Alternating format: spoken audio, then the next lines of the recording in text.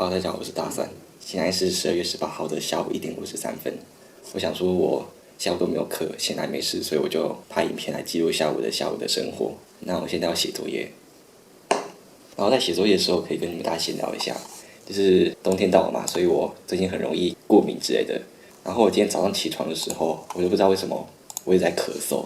其实大家每个人冬天都一定会过敏，我自己也是。但是一早上爬起来我就咳嗽，这是一件很稀奇的事情。而且你们知道冬天最痛苦是什么吗？就是早上起床的时候，这个季节已经到我的冬眠的季节了，所以我早上会更难爬起来。而且你知道更烦心是什么吗？我去点麦当劳的时候，我还点冰的绿茶。我不知道你们大家写心得会不会用 ChatGPT， 我自己是很想用啊，但是我怕会被老师抓到，然后我就会死当了0分计算。这边应该可以录个缩时吧？那这样子我要用手机录。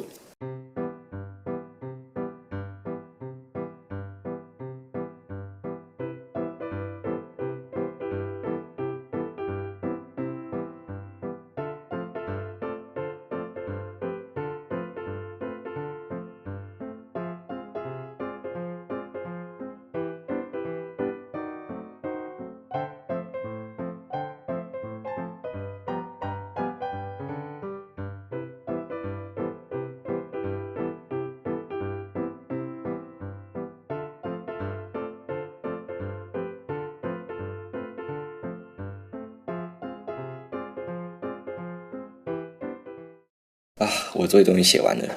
趁我室友还没回来之前，我想要记录一下此时此刻礼拜3下午的状态，因为我好像没有拍过类似 vlog 之类的影片，所以我想说就这样写拍拍看。但是我其实不知道我可以拿出什么东西跟你们分享。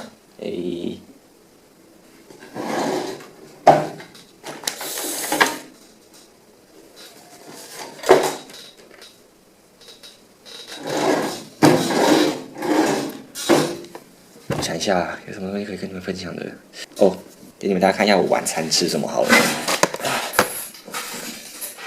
我不知道大家常不常去家乐福，我每次去家乐福的时候，如果有这一根发棍的话，我一定会买来吃，因为我真的超级爱吃发棍的，特别是像这种硬的跟石头一样。台湾人的口味好像是不太喜欢吃像这么硬的面包，好像都比较喜欢吃一些添加很多油或者是糖之类的比较不健康的面包。但是我自己是比较喜欢吃这种无添加的。我看它的成分表有哪些：法国面包专用粉水、酵母盐，只有这4种而已，非常简单，也很健康。我超级爱吃这种的。然后还有这个罐头，沙丁鱼罐头，这一个罐头就要89块，超级无敌贵。然后我买的这个是橄榄油渍口味的，就是跟这个面包搭配起来一起吃。这2个东西有在我换电池那个影片出现过。这2个目前是我的晚餐。我看现在几点？2点25分。晚点来吃吧。然后顺便跟你们大家分享一下，我上次文化币买的2本书，一本是俄文书，然后一本是泰文书。大家都知道我的俄罗斯观众占比是最高的，大概占我观众的20%左右，算是一个很高的比例。所以学俄文对我来说就非常的重要，所以我就买这本书。这里面就是有教一些字母的发音，但是字母部分我已经学完了。字母的部分对我来说比较简单，还有发音，还有文法结构。文法我认为是最难的，因为俄文当中有6个格，然后中文跟英文都是没有的。有俄罗斯观众看到的话，可以跟我解释一下为什么俄文要发展出格，还有格它们当中每一个用途是什么？什么第3格、第4格？姓的话比较简单，因为我学法文的时候也有姓，不过俄文多出一个中姓，所以要背3个姓。然后还有什么变格之类的。单字的话背一背就好了。然后这个还有我上次背的痕迹，那个书现在还留在这边。后面就是一些单字的部分，还有日常的绘画。绘画部分对我来说也蛮简单的，因为背下来就可以了，就是不用学一些太复杂的文法的部分。然后第2本书就是我比较少翻这一本泰文书，泰文字母。在这边我奉劝，如果要学泰文的，你的外文程度真的要很好，因为泰文是真的难啊。你看它的字母，大家有看比较清楚吗？应该有，我相机的画质应该不会到很差。这本书基本上就是在讲解泰文的子音、母音还有字母。然后泰文我觉得有一个很神奇的地方，就是它有分高子音、中子音跟低子音，我觉得挺神奇的，因为其他语言好像都没有这个系统。不过泰文有一个跟中文很类似的地方，就是泰文跟中文都是孤立语。换句话来说，泰文跟中文的动词结构是没有时态或人称的曲折变化。英文的话就有，然后俄文的话就更复杂。但是中文、泰文或是印尼文、马来文、越南文这些语言是没有动词的曲折变化的。字母的话就不一定。根据我经验，我觉得印尼文学起来最简单，因为印尼文的发音跟它的拼写是一致的。印尼文拼什么就念什么，很直觉。然后加上印尼文的文法也比较简单一点点，就是我刚刚讲过的，动词没有复杂的时态人称等曲折变化，加上印尼的人口也算多的，所以算是一个可以学的语言。天哪，看这本书看到我头有点晕。糟糕，那这样子我这样拍片我很难拍到晚上我吃晚餐的过程有点小难，因为我几乎很少拍这种影片。然后在看我影片的应该都知道我讲话词汇量算少，因为这有点难以启齿。我在拍影片的时候，有时候会不知道我要讲什么话，主要是我怕我话会讲错之类的，所以我会紧张。但是最近这几天，我已经慢慢开始克服了这种紧张感了。反正我影片没有人要看最后一本我刚忘记拿下来，这一本日文的书籍，这本算厚的，因为它这本是日检 N5 到 N1 的参考书。那我自己是有读了前面的部分，其实发音对我来说不是最难的，最难的永远都是背的部分。然后日文的文法应该也算是困难吧，我只能这么讲。跟中文比起来的话，算是比较复杂一点点。一样，这里面有教单字文法的部分，它这里面是没有教平假名跟片假名还有汉字的发音，因为那些算是比较基本的东西。文字永远都是一个语言最基本的部分。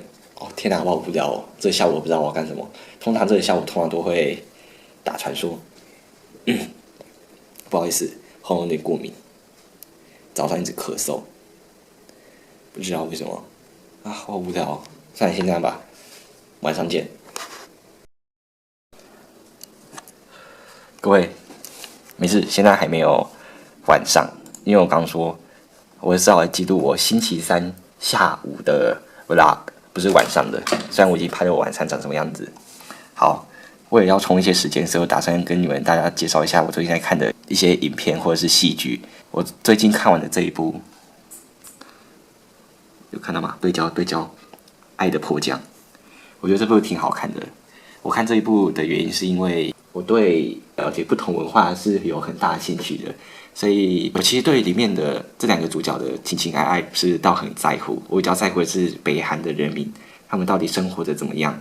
导演在这一部剧里面就很忠实的呈现出来说，北韩人民他们的生活到底长什么样子。这部我觉得是可以推荐给大家看的。然后还有宅男行不行？他最近要下架了，但是我觉得这部也挺好看的，一部只有20分钟而已，所以很适合吃饭的时候看。还有这一部《少年谢尔顿》，这部是宅男行不行的外传，就是他在讲解说谢尔顿他小时候的一些故事。这个故事设定在美国德州1980年代末到1990年代初期的故事，一样也是20几分钟。这部我也觉得也挺好看的，分享给大家。但是其他比较有名的戏剧，比如说《鱿鱼游戏》、《非常律师》，还有《太阳的后裔》、《黑暗荣耀》之类的，我都没有看。动漫的话，倒是有很多部可以推荐给大家，比如说《JoJo》，就是我好几个月前看完的这一部《JoJo》。这部是石之海，我觉得挺好看的。进击的巨人我最近也快看完了，这个也不错。间谍家家酒，还有暗杀教室、辉夜姬、工作细胞、艾丽同学，这些都是我想要推荐给大家看的动漫，都是我觉得一些挺不错的动漫。电影的部分就是《铁达尼号》，我上次看完的，这一部有3个小时，然后还有这一部日剧《极度不妥》。这部日剧它就是在讲述昭和跟令和2个时代的差异性，里面有讲到很多有关于政治正确的梗在里面，也是蛮不错的。我的观众如果有什么推荐的戏剧或动漫想要推荐给我的话，也可以在影片留言区底下留言。不好意思，外面有人在吹头发，所以会有点小吵。这就是宿舍在厕所附近的缺点。优点就是我很容易上厕所，缺点就是会很吵。但对我来说是还好啦。好，那如果喜欢我的片，记得点阅、分享、分享，我下次见，拜拜。